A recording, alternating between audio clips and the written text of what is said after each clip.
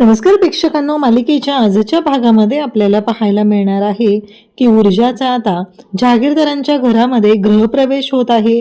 भरपूर सारा गोंधळ ड्रामा झाल्यानंतर विजयाने ऊर्जाचा स्वीकार केलेला आहे।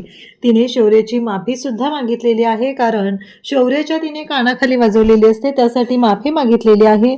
आणि आता लक्ष्मीच्या पावलांनी इकडे ऊर्जा शौर्याच्या घरात म्हणजे जहागीरदारांच्या घरात माप ओलांडून येत आहे।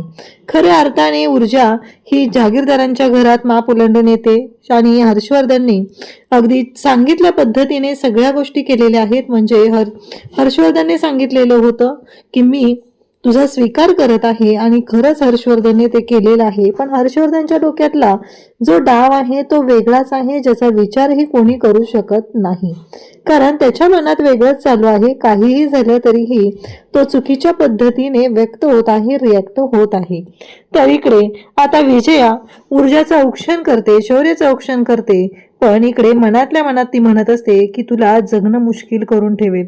या घरातला एक एक क्षण तुझ्यासाठी एक एक वर्षासारखा असेल, कारण माझ्या मुलाच्या मूर्खपणामुळे मी तुला एक्सेप्ट करत आहे आणि या घरामध्ये घेत आहे।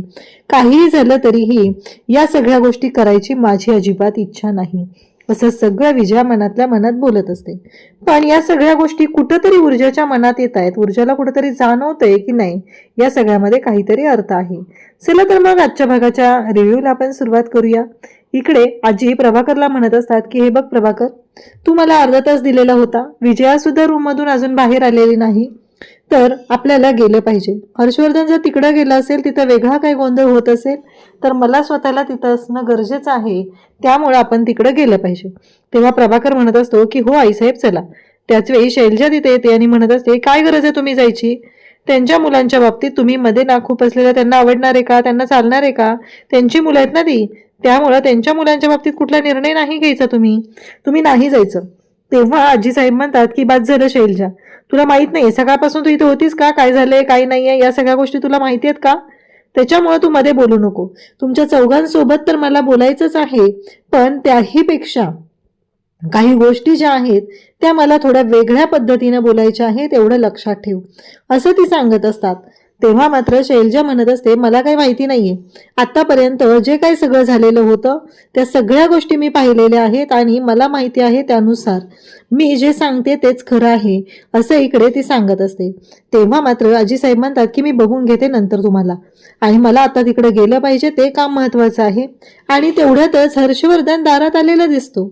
हर्षवर्धन दारात आहे हे पाहून मात्र इकडे सगळेजण पाहू लागतात। मग हे कुठं आहे, तेवढ्यातच पाठीमागून आता शौर्य येताना सुद्धा दिसतो। सगळेजण पाहतच असतात। मग शौर्यला आजीसाहेब विचारतात की काय हे, त्याचबरोबर त्या हर्षवर्धनला म्हणत असतात की तू शौर्याकडे गेला होता, मग मला काय सांगितलं नाहीये। त्याच्यावरती हर्षवर्धनचं एकच म्हणणं असतं, मला त्याची गरज वाटली नाही म्हणून मी तुम्हाला सांगितलं नाही। तरीही आजीसाहेब शांतपणे ऐकून घेतात, कारण सध्या शौर्य आलेला आहे। आणि मग आजी विचारतात की शौर्य ऊर्जा कुठे आहे, तू एकटाच आलास का। तेव्हा शौर्य म्हणतो की नाही। तेवढ्यातच पाठीमागून ऊर्जा येते आणि ऊर्जा आलेली पाहून सगळ्यांनाच खूप आनंद होतो, म्हणजे ठराविक लोकांना, कारण बाकीच्यांना आनंद होण्याचा प्रश्नच येत नाहीये। आनंद होतो तो म्हणजे तीर्थाला आनंद होतो, आदित्यला होतो, प्रभाकरला होतो, ह्या सगळ्यांना खूप आनंद झालेला असतो आणि सगळेजण त्या पद्धतीने रिॲक्ट सुद्धा होत असतात। आणि खऱ्या अर्थाने आता ऊर्जाचा जहागीरदारांच्या घरामध्ये गृहप्रवेश होणार असतो, पण तो काही तेवढा साधा सोपा नाहीये, कारण हर्षवर्धनने जरी ऍक्सेप्ट केलेलं असलं तरी हर्षवर्धनने आणखी काय गोंधळ घालून ठेवलाय ही गोष्ट कोणाला माहितीच नाही। तेव्हा ऊर्जा आलेली आहे, आदित्यला सुद्धा आनंद झालेला असतो, कारण आदित्यने ऍक्सेप्ट केलेले, आदित्यने सांगितलेलं आहे ऊर्जा ही शौर्याची चॉईस आहे। नक्कीच शौर्यने विचारपूर्वक हा निर्णय घेतलेला असणार आहे। आता ऊर्जा तिथं आलेली असते, सगळेजण तिथं पाहत असतात आणि नेमकं त्याच वेळेस पाहायला मिळतं ते म्हणजेच आता विजया तिथे येते आणि विजय आलेली पाहून सगळेजण पाहत असतात। आता मोठा राडा होणार की काय, आणि खरंच त्या राड्याला सुरुवात होते। विजया म्हणत असते की या मुलीला का आणलेलं आहे आणि कोण घेऊन आलेलं आहे, या मुलीने माझ्या घरामध्ये पाऊल टाकायचं नाही, हे घर माझं आहे, काहीही झालं तरीही या घरामध्ये मी या मुलीला येऊ देणार नाही, असे विजया सगळ्यांच्या समोर तिथं सांगायला सुरुवात करते। तेव्हा मात्र हर्षवर्धन म्हणत असतो काय चाललंय तुझं, ऐकून घे जरा तू, अगं ती शौर्याची बायको आहे, ऊर्जा नाव आहे तिचं, आणि तिचं लग्न झाले शौर्यबरोबर. देवा ब्राह्मणांच्या साक्षीने त्यांनी लग्न केले. असं करू नकोस तू, तुला कळतंय का? तेव्हा विजया म्हणते, बाद झालं. कसं आहे माहितीये का, शौर्याच्या लग्नाला विरोध करायचा निर्णय तुमचा होता. आईसाहेबांनी जाऊन त्यांचं लग्न लावलं. माझा मुलगा आहे, त्याच्या बाबतीत कुठलाच निर्णय घेण्याचा अधिकार मला नाहीये. आता ही मुलगी अपशकुनी आहे. बघितलं ना, काल यांचं लग्न लागलं तर तुमच्या भावाभावांमध्ये भांडणं लागली. शौर्य म्हणत असतो, काय बोलती आई? तेव्हा इकडे शौर्याला लगेचच सांगितलं जातं की हो. तेव्हा प्रभाकर म्हणत असतो की काही नाही रे शौर्य, सोड तो विषय, त्याच्या नको गोष्टी तू धरून बसू, असं प्रभाकर त्याला सांगू लागतो. तेव्हा मात्र इकडे पाहायला मिळतं हर्षवर्धन म्हणत असतो की ते महत्वाचं नाहीये. तेव्हा ती म्हणत असते की तू अपशकुनी आहे, अपशकुनी पायाची आहे, तू या घरात यायचंच नाहीये, हे माझं घर आहे आणि या घरात मी तुला येऊ देणार नाही. तेव्हा मात्र हर्षवर्धन आजी सगळेजण समजून सांगत असतात, कारण काहीही झालं तरीही ऊर्जा या घरची सून आहे, जहागीरदारांची सून आहे आणि शौर्याने तिच्यासोबत लग्न केलेलं आहे, तर तिला या घरामध्ये येण्याचा अधिकार आहे, असं मात्र सगळ्यांचं म्हणणं असतं. पण हिचा मात्र वेगळाच गोंधळ सुरू झालेला असतो की नाही, काहीही झालं तरीही ही मुलगी मला माझ्या घरात नकोय, आत्ताच्या आत्ता चालते हो, अपशकुनी पायाची, अवलक्षणी आहे, काही उपयोग नाहीये, या घरात येण्याआधी घरामध्ये फूट पाडायला सुरुवात केलेली आहे, असं वाटेल ते शब्द ती बोलत असते. आजीसाहेब म्हणत असतात की बाद झालं विजया, आतापर्यंत ऐकून घेतलं जाते म्हणून वाटेल ते तू बोलत सुटलेली आहे, पण जरा तोंडाला आवर घाल तुझ्या, तू खूप नको नको ते बोलायला लागलेली आहे. तरीही ती मात्र ऐकायला तयार नसते. ती म्हणत असते की जे खरं आहे तेच मी बोलते, काही चुकीचं बोलत नाहीये मी, कारण माझ्या मुलाच्या बाबतीत निर्णय घेण्याचा अधिकार माझा होता, पण तिथे ते झालेलंच नाहीये, तुम्ही स्वतःच त्याचं लग्न लावलेलं आहे. हर्षवर्धन म्हणत असतो की बाद झालं विजया, आतापर्यंत खूप ऐकून घेतलेलं आहे, आता एक शब्दही बोलू नकोस, कारण काही झालं तरीही ती शौर्याची बायको आहे. परंतु विजया म्हणत असते की नाही, ती शौर्याची बायको नाहीये आणि ती या घरची सून होऊ शकत नाही, कारण शौर्य आणि तिचं लग्न मलाच मान्य नाहीये, त्यामुळे ही गोष्ट असण्याचा प्रश्नच येत नाही, असं तिने वारंवार सांगत असते. तेव्हा मात्र इकडे आजीसाहेब म्हणत असतात की बाद झालं, आतापर्यंत खूप ऐकून घेतले विजया, तुझं बंद कर, तुझं जे काय चाललेलं आहे ते बाद झालं आता, असं म्हणत तिला समजून सांगितलं जात असतं. पण तिला मात्र गोष्टी ऐकूनच घ्यायच्या नसतात, ती वेगळ्याच हट्टाला पेटलेली असते. आजीसाहेब म्हणतात, बाद झालं. कसं शैलजा, जा आरतीचा ताट घेऊन ये आणि औक्षणाची तयारी कर, नवी नवरी या घरात येणार आहे आणि ती अशीच घरात येऊ शकत नाहीये, हे तुम्हाला सगळ्यांना माहिती आहे, त्यामुळं औक्षणाची तयारी करायची आहे. तेव्हा ती म्हणते, पण चालणार आहे का, आम्ही औक्षण केलेलं परकी माणसं आहे ना आम्ही. आजीसाहेब म्हणतात, बाद झालं. तेव्हा हर्षवर्धन म्हणतो की बरोबर आहे, कसं आहे यांचं औक्षण तर विजयाच करेल. विजया म्हणते, मी करणार नाही, विजया तिच्या हट्टाला पेटलेली आहे. शौर्य म्हणतो, मॉम बाद झालं, आतापर्यंत खूप ऐकून घेतलेलं आहे, पण यापुढे एक शब्दही ऐकून घेतला जाणार नाही, माझ्या बायकोच्या विरोधात वाटेल ते बोलतेस तू, बस कर आता, असं शौर्य बोलत असतो आणि विजयाला गप्प करत असतो. पण विजया मात्र हट्टाला पेटलेली असते. तिला फक्त एवढंच माहितीये, काहीही झालं तरीही हे लग्न मान्य करायचं नाही, जणू काय तिनं आणि हर्षवर्धनने हे ठरवूनच टाकलेले की काय, अशा गोष्टी आता समोर होऊ लागलेल्या असतात. आणि तेव्हा मात्र विजया वारंवार सांगत असते आणि त्याच वेळी विजया म्हणत असते, काहीही झालं तरीही मला हे अजिबात मान्य नाहीये आणि मी ऐकणार नाही, असं तिने ठणकावून सांगायला सुरुवात करते. तेव्हा मात्र हर्षवर्धन त्याचबरोबर शौर्य सगळेजण तिथं असतात आणि शौर्य म्हणतो की माझ्या बायकोबद्दल हे बोललेलं मी ऐकून घेणार नाही, आणि त्या क्षणी तिने शौर्याच्या कानाखाली दिलेले असते आणि शौर्याला सांगितलेलं असतं की बाद झालं, आत्तापर्यंत खूप झालंय तुझं. सगळ्यांना धक्का बसलेला असतो.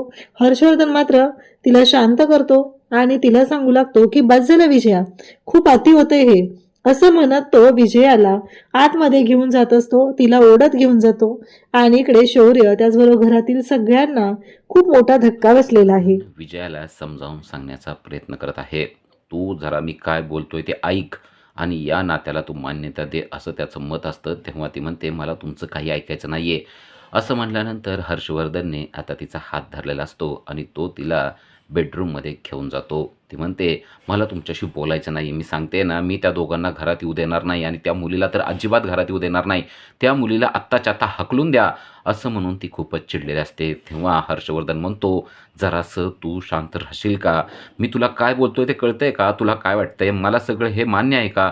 ती म्हणते, "दिसतंय ना मला तुम्हाला मान्य आहे का? मान्य आहे." ते तुम्ही त्यांना घेऊन आलात म्हटल्यानंतर मला तर वेगळं सांगण्याची काही गरज नाही आहे. पण मी त्या मुलीला अजिबात माफ करू शकणार नाही आहे. तिने माझ्या मुलाला नादी लावला आहे. तिनं माझ्या मुलाला भरकटवलं आहे. त्यामुळं मी तिला कधीसुद्धा माफ करू शकणार नाही. तुम्ही माफ करू शकत असाल, पण एका आईचं काळीज काय असतं ना, ते तुम्हाला कळणार नाही आहे. हर्षवर्धन म्हणतो, "तू जे काही बोलतेस ना, ते सगळं मला कळतंय. तू ना आता रागात आहेस म्हणून तुला मी सांगितलेल्या गोष्टी समजत नाही आहेत. आपल्याला त्यांच्या नात्याचा स्वीकार करणं गरजेचं आहे." तेव्हा विजया चिडते आणि म्हणते, "कसं बोलू शकता हो तुम्ही हे? अहो, ती मुलगी कसं वागते कळतंय का तुम्हाला? त्या मुलीनं पूर्ण कब्जा घेतलाय आपल्या मुलाचा, तरीसुद्धा तुम्ही असं कसं म्हणू शकताय?" हर्षवर्धन म्हणतो, "मला सगळं कळतंय म्हणूनच तर मी शांतपणे बोलतोय. तू रागात आहेस ना म्हणून तुला गोष्टी समजत नाही आहेत. आत्ता जर का आपण त्या मुलीला हाकलून दिलं तर काय होणार आहे तुला माहिती आहे का? आपला मुलगा देखील तिच्याबरोबर निघून जाणार आहे आणि मग तसल्या चाळीत जाऊन तो राहणार आहे. तुला आवडणार आहे का आपला मुलगा चाळीत राहिलेलं? चाळीतलं ते घर त्याला आता राजमहालासारखं वाटू लागलंय. त्या मुलीच्या प्रेमात आपला मुलगा आंधळा झालेला आहे. समजतंय का तुला?" ती म्हणते, "समजतंय, पण मला त्या मुलीला घरात घ्यायचं नाही. माझा मुलगा आज तिच्यामुळं माझ्यासाठी भांडलेला आहे. त्यामुळं मी तिला अजिबात घरात घेणार नाही." हर्षवर्धन म्हणतो, "तुझं डोकं ना तू वापरत नाही आहेस. मी जे काय सांगतोय ना ते जरा शांतपणे ऐक. तुला आपल्या नात्याची शपथ आहे. मी जे बोलतोय ते नीट ऐक आणि त्यांच्या नात्याचा स्वीकार कर." असं म्हणल्यानंतर विजया आता शांत झालेली आहे. कारण हर्षवर्धनने नात्याची शपथ घातलेली आहे. नक्की हर्षवर्धनच्या डोक्यात काय चाललंय हे तिला समजलेलं नाही आहे.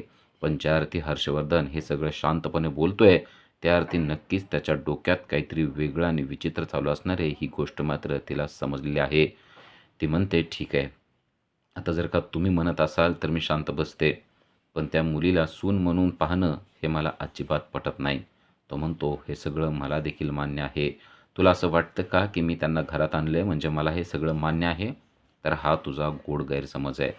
मला माझा मुलगा माझ्या घरात पाहिजे आणि काही केल्या तो या घरातून गेला नाही पाहिजे आणि जायचंच असेल तर ती ऊर्जा या घरातून जाईल. पण आत्ताची वेळ काय आहे ना, ते आपल्याला नीट समजून घ्यावं लागणार आहे. तुला कळतंय मी काय बोलतोय ते? त्यामुळं शांतपणे त्या दोघांच्याही नात्याचा स्वीकार करणं आत्ता गरजेचं आहे आणि तेच तू करणार आहेस. बरोबर ना? ते तुला करावंच लागणार आहे." असं म्हणून हर्षवर्धनने विजयाला सगळं काही नीट समजावून सांगितलेलं आहे. इकडे शौर्य मात्र चिंतातूर झालेला आहे. कारण आई-बाबा भांडत आहेत आणि आई आपल्याला पण आत्ता भांडून गेलेली आहे. आपण आईशी खूप वाईट बोललोय हे देखील त्याच्या लक्षात आलेलं आहे. आपणच सगळं हे केलेलं आहे. आता आपण या घरातून निघून गेलेलंच बरं, असं तो आजीला म्हणतो. तेव्हा आजी म्हणते, "अजिबात नाही. हर्षवर्धनने तुम्हाला घरात आणलंय ना, म्हणल्यानंतर तुम्ही कुठेही जाण्याची गरज नाही आहे आणि विजयाला काय वाटतंय ना, याने काय फरक पडत नाही. मी तुला सांगते, हर्षवर्धन ज्या अर्थी तुम्हाला घरात घेऊन आलाय ना, त्या अर्थी तुम्ही या घरात राहायचंच आहे. अजिबात आता माघारी जायची भाषा करायची नाही." असं आजीनं सांगितलेलं आहे. पण शांत बसेल ती दिव्या कसली? तेवढ्यात दिव्याने नको ते बोलून दाखवलेलं आहे. दिव्या म्हणते, "हो, राहू दे त्यांना घरी. पण त्यांना तेही सांगा ना, की यांचं लग्न चालू असताना यांच्या आईने आत्महत्येचा प्रयत्न केलेला होता." हे ऐकल्यावर शौर्याच्या पायाखालची जमीनच सरकते. शौर्य म्हणतो, "काय? आजी हे खरं आहे का? असं झालेलं आहे? दादा खरं आहे का रे हे?"